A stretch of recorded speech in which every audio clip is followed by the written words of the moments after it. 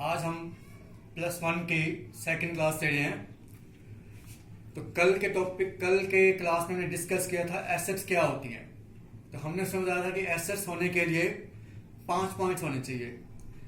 Money के रूप में वैल्यू होना, उसको बाय एंड सेल कर सकते हैं, बिजनेस पास उसकी ओनरशिप होनी चाहिए और बिजनेस में उसका यूज होना चाहिए।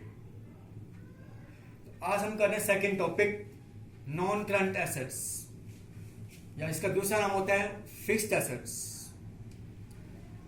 तो किसी भी एसेट को फिक्स एसेट कहने के लिए ये 5 पॉइंट्स होने जरूरी है।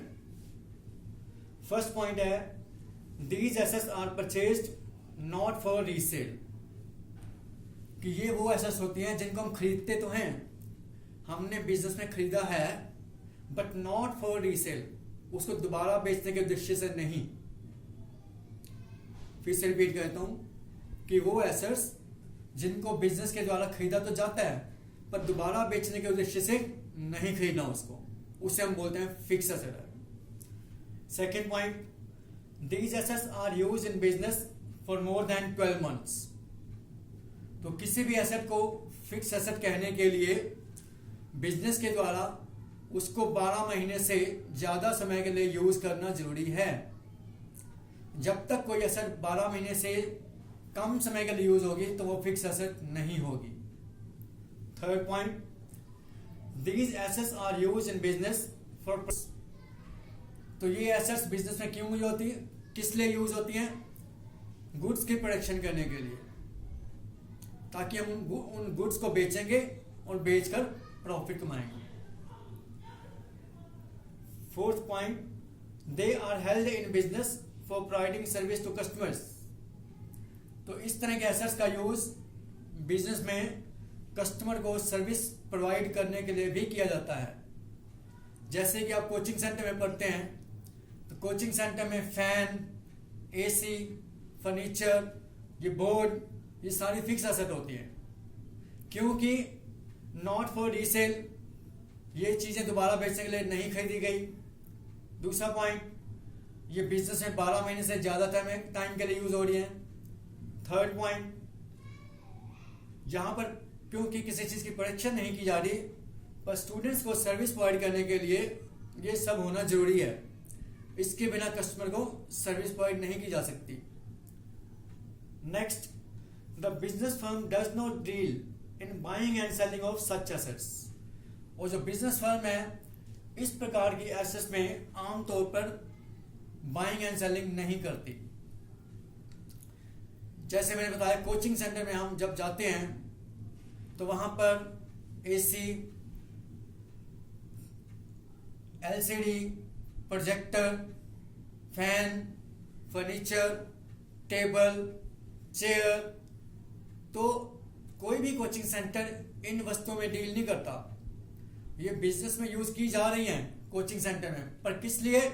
स्टूडेंट्स को सर्विस प्रोवाइड करने के लिए, क्योंकि अगर ये चीजें नहीं होंगी तो कोचिंग नहीं दी जा सकती।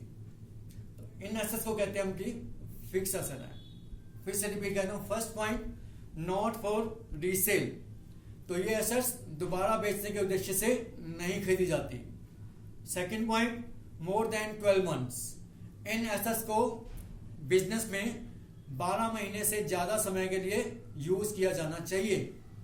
Third point, use for production of goods, तो ये एसेट्स बिजनेस में गुड्स की प्रोडक्शन करने के लिए रखी जाती है, वस्तुओं का उत्पादन करने के लिए।